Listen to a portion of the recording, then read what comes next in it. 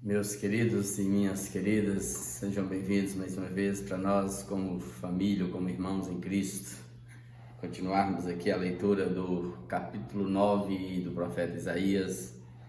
E eu quero fazer isso junto com você com todo o temor e tremor no coração, com os ouvidos preparados para ouvir a palavra da vida, com esse coração como terra boa e disposto a servir Deus no chão da terra. Então eu te convido para fazer isso também. Reúna sua casa, os seus mais próximos aí, divulgue, convide pessoas para ler a Bíblia nesses dias e vamos juntos orar e clamar por misericórdia de Deus sobre as nossas casas. Vamos lá então, pegue sua Bíblia. Eu estou com a revista Almeida atualizada, né? Então, mas nós vamos continuar assim e você fique atento aí. O profeta continua dizendo assim, né? Mas a terra que estava aflita não continuará a obscuridade.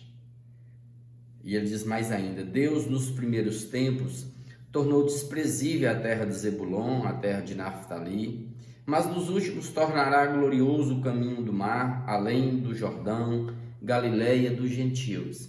Aqui você percebe que é uma profecia forte, tremenda, que só vai ter o seu auge lá em Jesus, conforme registrado em Mateus, no capítulo 4. Essa terra de Samaria, ela ficou na escuridão, debaixo do tacão da Síria, como vassalos. E essa região aqui da Galileia, próximo do Jordão, ela foi agregada, ela foi tomada pelos assírios. Então, nos primeiros tempos, essa terra que estava diante da escuridão, sem luz, sem esperança nenhuma, uma terra que Deus permitiu que ela ficasse desprezada e humilhada e conquistada pela Assíria. Deus está dizendo que nos últimos dias não seria assim, nos últimos tempos não seria assim. A luz brilharia sobre eles e a glória do Senhor seria sobre eles.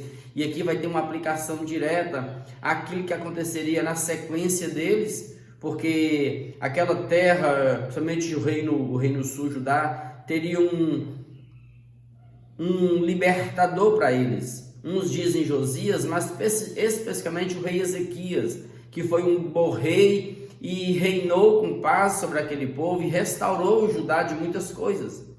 Mas o auge dessa profecia aqui, ela vai se concretizar em Jesus, o Filho. Quer ver? Fique atento, porque essa Galileia dos gentios foi onde Cristo cumpriu grande parte do seu ministério público.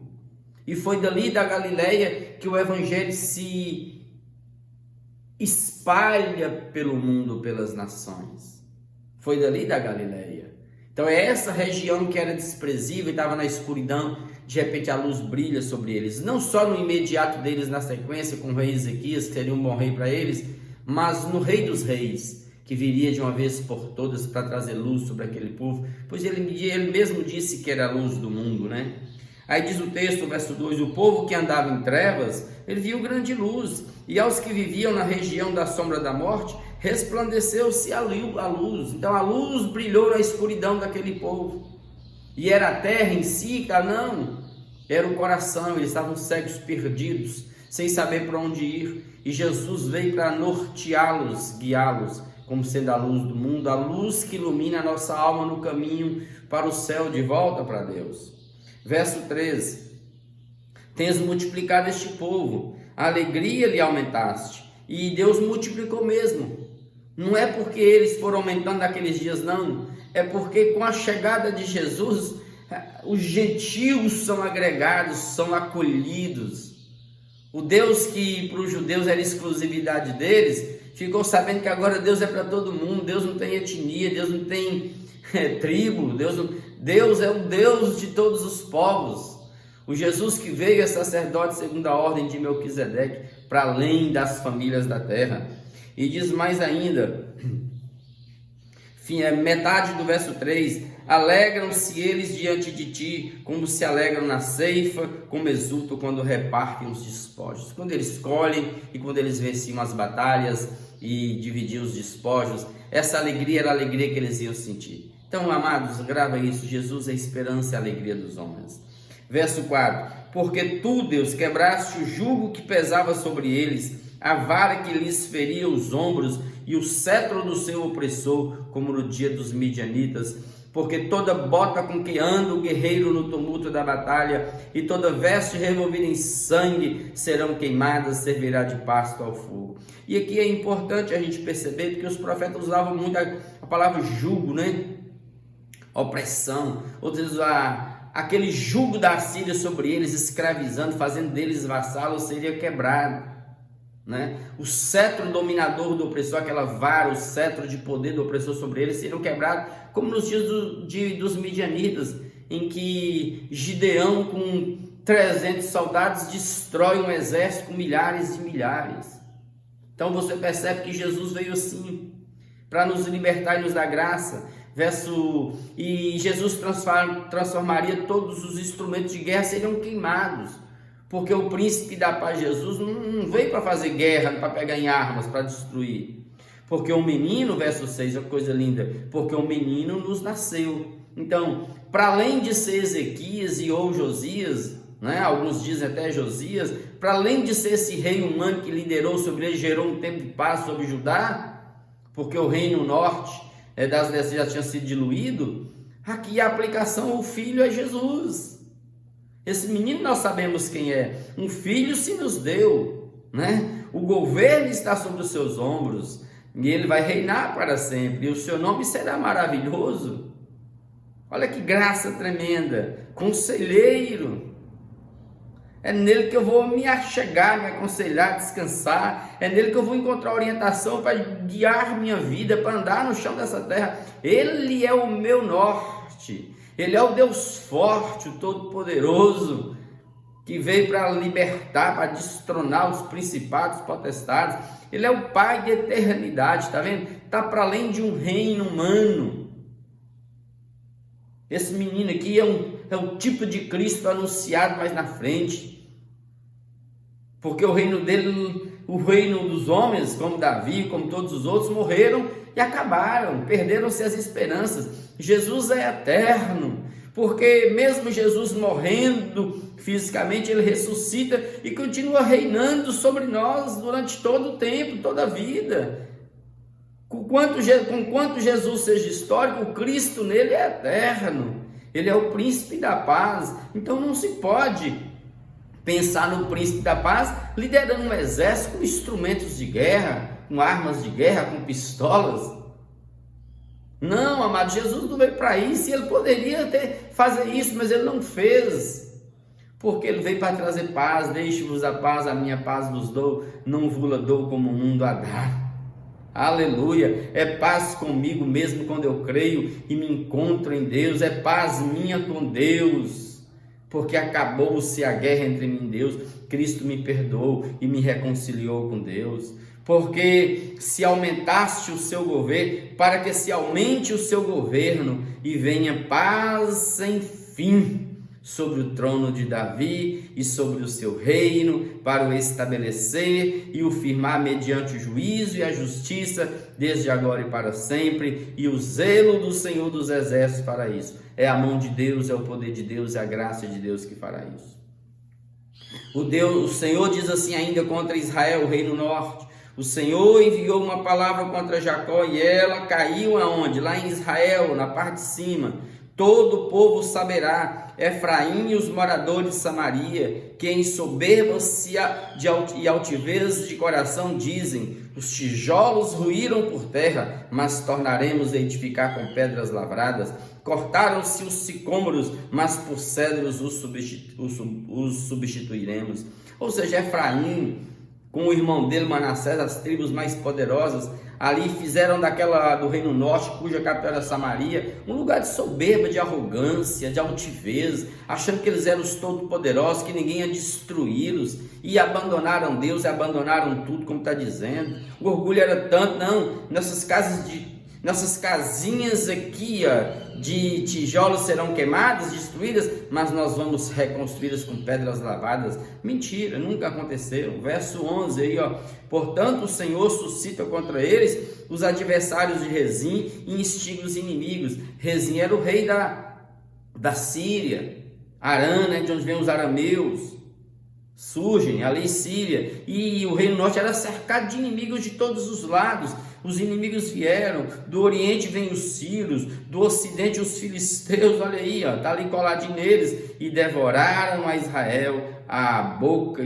escancarada. Com isso não se aparta a sua ira, e a mão dele continua ainda estendida.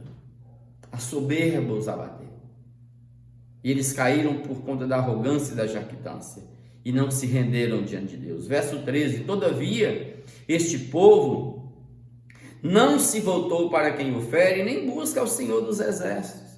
Ou seja, em nenhum momento da história, em momentos de adversidade, de crises entre eles, eles voltaram para o Senhor. Eles reconheceram o estado de pecado deles. Antes continuaram ladeira abaixo até o ano 722, quando de fato a Síria destruiu-os totalmente. Pelo que o Senhor corta de Israel a cabeça e a cauda, a palma e o junco, no mesmo dia. Ou seja, a ideia aqui do profeta é a totalidade, não vai sobrar nada. De fato, amados, foi assim que aconteceu. Leia a história que vocês vão ver como é que foi que aconteceu isso. E a Bíblia registra lá no livro dos reis esse momento. Em assim, com pouco conteúdo, mas o suficiente para vocês perceberem como que eles foram destronados. Verso 15: o ancião, o homem de respeito, é a cabeça. O profeta que ensina a mentira é a cauda. De cima até embaixo.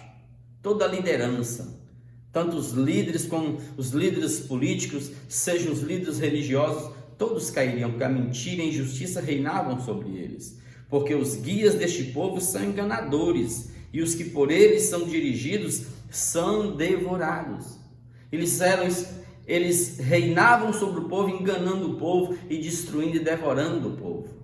E eles colheriam os frutos de seus pecados. Verso 17: pelo que o Senhor não se regozija com os jovens dele, e não se compadece dos seus órfãos e das suas viúvas, porque todos eles são ímpios e malfazejos, e toda boca profere doidices, loucuras, insanidades. Tudo isto não se aparta, com tudo isto não se aparta a sua ira, e a mão dele continua ainda estendida. Ou seja, a mão de Deus continuava numa linguagem de juízo temporário, caindo sobre eles, para ver se eles voltavam para o Senhor, e eles não se arrependiam. Diz o verso 18: porque a maldade como um fogo, porque a maldade ela lavra como um fogo. A maldade cresce, o pecado cresce rapidamente. Lembra de Jesus falando que nos últimos dias o pecado se multiplicaria e o amor ia esfriar? Está aí, ó. A maldade ela cresce como um fogo. Ela devora os espinheiros e os abrolhos, acende as brenhas do bosque, e estas sobem espessas nuvens de fumaça. Por causa da ira do Senhor dos exércitos, a terra está abrasada em chamas, e o povo é pasto do fogo, queimando tudo, destruindo debaixo dos inimigos. Ninguém poupa a seu irmão. Ou seja, não tinha ninguém que cuidava um do outro, que zelava pelo outro. A maldade tomou conta e alguns inimigos destruíram aquele povo. Verso 20: abocanha à direita e ainda tem fome. Vai à direita, abocanha alguém, ainda tem fome, não passa. Devora do lado esquerdo deles, e eles não se fartam. Cada um come a carne do seu próximo. Ou seja, existe no coração do homem essa vontade insaciável de destruir, só pensando em si.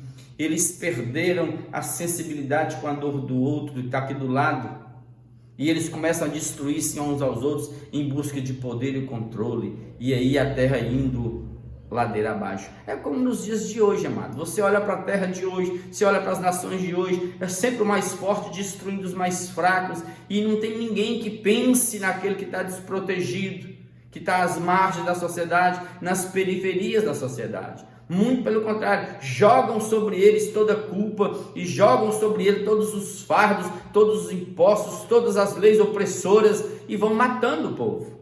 É do jeitinho que está aqui. O que aconteceu com eles se repete ao longo da história com todos os reinos que sucederam e que caíram, e vai ser assim com essa aldeia global que está nos nossos dias, essa globalização que oprime os mais fracos. Do mesmo jeito. Verso 21. Manassés ataca Efraim, eram os dois irmãos filhos de José, um atacando o outro, brigando entre si, tá vendo? E Efraim ataca Manassés, e ambos depois se juntam e atacam a Judá, os irmãos debaixo da terra do sul, ou seja, a tribo do norte brigando com os irmãos da tribo do sul, das tribos do sul. Era uma loucura a vida entre eles. Eles estão e existem e não tem futuro na terra sem eles, os judeus, por conta da misericórdia de Deus e da graça de Deus. Contudo isso, amados, diz o texto, não se aparta a sua ira e a mão dele continua ainda estendida. Ou seja, continua o mal sobre eles e eles não se enxergam, eles não se arrependem, eles não voltam para Deus, eles não conseguem olhar para os céus, só olham para os seus umbigos, só satisfazem seus apetites carnais e nunca agradam a Deus. Eu te convido agora, é para nós sermos diferentes, não importa o mundo ao redor, é você e eu voltarmos para Deus e cuidarmos de nós, e servirmos a Deus na vida do outro, amarmos uns aos outros e zelarmos uns pelos outros. Vamos orar, amados. Coloque a sua vida, a sua saúde diante de Deus, sua casa diante de Deus. Se está aí agora com medo, angustiado, triste, coloque diante de Deus. Levante-se onde você estiver, no seu processo de tratamento, no seu processo de busca de saúde. Ore nesse instante, deixa Deus tocar teu coração, encher a sua vida. Deus é contigo, não tema, viu? Deus é contigo, seja em toda e qualquer situação, seja vivendo, seja morrendo, seja na alegria, na tristeza, seja na fartura, na escassez, Deus é conosco. Vamos profetizar e dizer como Paulo, tudo posso naquele que me fortalece, ou seja, eu posso todas as coisas em Deus que nos fortalece. Oremos juntos nesse instante e derrame diante de Deus sua vida. Pai, perdoa-me e perdoa os teus filhos. Nós temos feito coisas erradas sim, nós temos pecado tanto. Ó Deus, e nós pecamos pecados que nós nem sequer sabemos que estamos pecando. Nós te pedimos que o Senhor venha sobre nós e nos cure. O Senhor traga à luz todas as coisas. Que o Senhor nos cubra com o teu sangue e nos perdoe. Que cada um tome posse do bem do Senhor sobre as nossas vidas. Que a tua glória nos assista nesse instante. Que o Senhor contemple-nos. E que o Senhor tenha misericórdia de nós. E que o Senhor não nos deixe entregues a nós mesmos, Pai, seguindo o fluxo de morte deste mundo, servindo aos apetites da carne, aos caprichos humanos, matando uns aos outros, destruindo, amaldiçoando. Não, Pai, nós queremos andar no Evangelho, nós queremos que nossas mãos trabalhem para ter o que comer e ajudar o necessitado, nós queremos que nossas bocas abençoem, nunca amaldiçoem, nós queremos ter pensamentos de paz, mentes ocupadas em adoração, em serviço ao Senhor, um coração puro, uma alma limpa, purificada pela palavra. Então abençoa a mim e abençoa o teu filho, a tua filha que agora orando, esse que está em tratamento, fazendo exames, esse que está no leito, põe a tua mão, cura, esse que está angustiado, deprimido, levanta, restaura a alma, quebra os grilhões, essa casa que está vitimada pelas enfermidades, pela peste, meu Deus, estenda a tua mão de poder e unja com teu azeite e destrua, Pai, todo o vento de enfermidade. Ó Deus, e no caminho do teu filho, da tua filha, ó Deus, destrua, Pai, toda a armadilha do inimigo, destrua todo olhar de morte e guie-nos no Evangelho. Espírito de Deus, tu que em nós habita e nos guia na verdade, poupa-nos, cerca-nos, guarda-nos, livra-nos e dê-nos dias de paz na tua presença. É assim que nós oramos a Ti nesse instante, cheios de gratidão, em nome de Jesus. Obrigado pelo milagre. Amém, amém e amém.